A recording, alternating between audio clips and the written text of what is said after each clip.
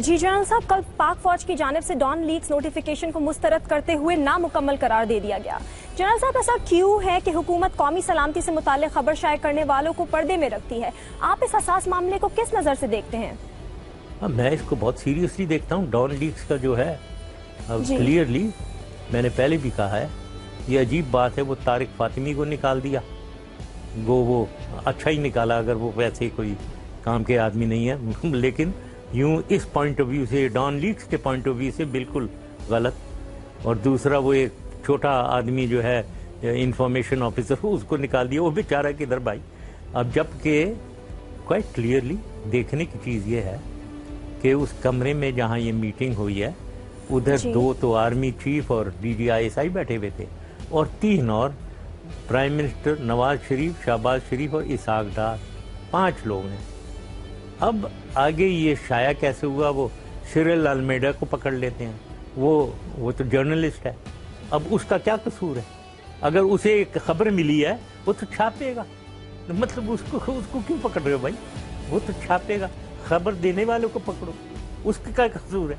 अब खबर देने वाला कौन है? अब सवाल ये है, खबर देने वाला से ज़्यादा ज़रूरी खबर उधर से, उस कमरे से लीक करने वाला। जो खबर देने वाला है वो कोई बाहर कहते हैं कि जी रशीद साहब, ये परवेज रशीद थे या मरियम नवाज शरीफ, इन दो, ये तो दोनों कमरे में नहीं थे। तो अब सवाल होता है कि कमरे से किसने इन्हें इंफॉर्मेशन दी? वो कल्प्रिट है सबसे बड़ा, जिसने कमरे से इंफॉर्मेशन निकाली, सबसे बड़ा वो कल्प्रिट। बाकी सब रास्ते के लोग हैं, परवेज रशीद और मरियम भी, उसको किसी ने दिया, उसने आगे की नाउ।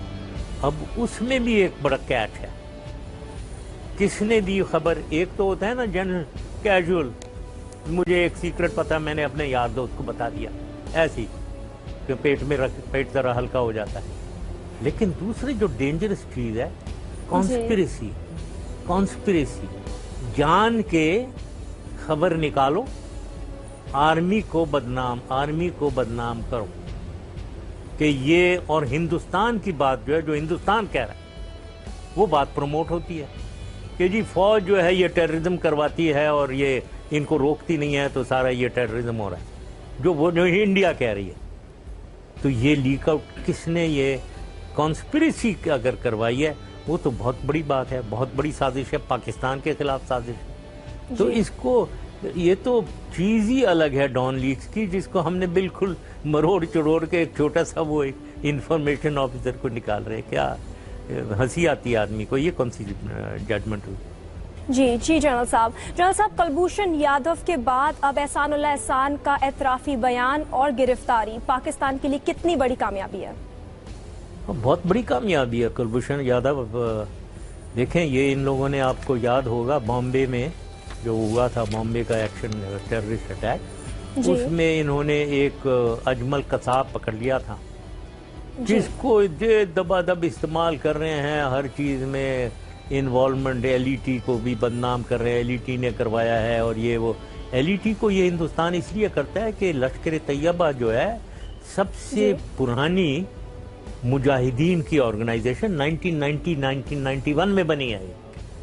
जब कश्मीरियों को मारा गया है श्रीनगर में, वो भागकर पाकिस्तान में आए, तो उनकी सपोर्ट में मुजाहिदीन ऑर्गेनाइजेशन कोई 12-15 बन गई पाकिस्तान में। सबसे पुरानी, सबसे ताकतवर, सबसे कामयाब लश्कर तैयबा है। उनको ये हिंदुस्तान जो है जान के वो करता है, यूनाइटेड नेशंस में भी ले गया और उनको टेररिस्ट डिक्लेयर कर दिया। और फिर ये अजमल कसाब को मार मूर के 2 थप्पड़ मारे होंगे, उसे वो सारा वही लश्कर तैयबा ये है। अब ये जो है, अब कंपेयर किया जाए, अजमल कसाब तो एक आदमी था, उसने एक एक्शन किया, पकड़ा गया, चलो जी बड़ा गलत टेररिस्ट था।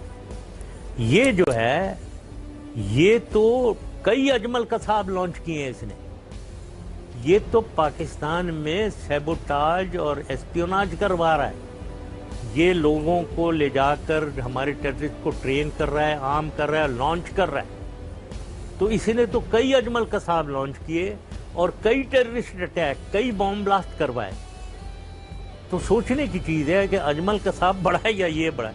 یہ تو لانچر ہے، وہ تو ایک آدمی ہے نا، ایک ٹیررسٹ ہے، ایک آپریٹو ہے، یہ تو آپریٹوز کو لانچ کرنے والا آدمی ہے، یہ تو بڑا تو اس کے تو بڑا سیریس کیا آ جائے. اب اس کو یہ ہندوستان لگی بھی ہے ساری، ایک انہوں نے ایک وہ جھوٹ بنا لیتے ہیں کہ جی یہ بزنس مین ہے اور اس کو ایران سے پکڑا گیا ہے. جتنے بھی ان کے ٹیلی ویژن چینل وہ یہی کہہ رہے ہیں بزنس مین ہے، ایران سے پکڑا گیا. وہ نیوی کا ہے، نیوی کا کمانڈر ہے اور پاکستان بلوچستان میں پکڑا گیا ہے. اس کو جھوٹ کے پھر اس کے ارد گرد ایک جال بچھاتے ہیں اور وہ دنیا میں یہی بولتے رہتے ہیں. ہمارا بھی کام یہی ہے، انٹیلیجنس کا کام یہ ڈپلومیسی.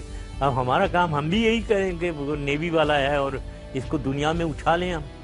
لیکن دنیا میں کیسے اچھالیں؟ وہ تو یہیں پرائم منسٹر صاحب اچھال نہیں رہے ہیں، تو دنیا میں ہم نے کیا اچھالنا ہے؟ میں اچھالتا پھر رہا تھا، ابھی میں گیا ہوا تھا امریکہ، میں نے تو بولا ادھر کہ یہ کیا، یہ سب جھوٹ بول رہے ہیں. ایک انٹرویو بھی میں نے انڈین ٹی وی کو دیا، ادھر لڑائی جھگڑا ہی ہوتا رہا کیونکہ انہوں نے یہی کہا کہ وہ بزنس مین کو آپ نے پکڑ لیا ایران سے.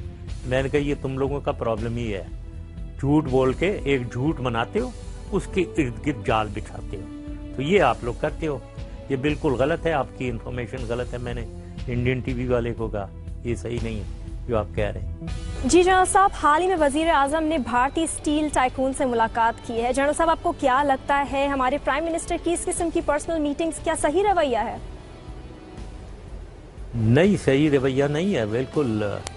اس وقت جبکہ یہ ہندوستان کا رویہ ہمارے اتنے خلاف ہوا ہے، اس میں ہمیں دیکھنا ہے کہ ہمارا ان کے ساتھ کیا رویہ ہونا چاہیے. ایک تو یہ ہوتا ہے نا، اگر یہ میرے زمانے میں جیسے منموہن سنگھ صاحب پرائم منسٹر صاحب یا پرائم منسٹر واجپئی کے ساتھ ہم لوگ تو پیس ٹریٹی کی طرف آگے جا رہے تھے. تو ان کی کرکٹ ٹیم آئی، مجھے یاد ہے لاہور میں ہماری پبلک انہیں چیئر کر رہی تھی. تو وہ تو ایک دوستانہ رویہ، کیونکہ ایک امن کی طرف ہم آگے جا رہے ہیں. اس وقت جو ہے جو پرائم منسٹر مودی صاحب ہیں، انہوں نے تو عجیب ہی کوئی رویہ اختیار کیا ہوا ہے. وہ تو خانہ جنگی کی طرف جانا چاہ رہے ہیں. جی تو ان کے ساتھ رویہ کیا ہے؟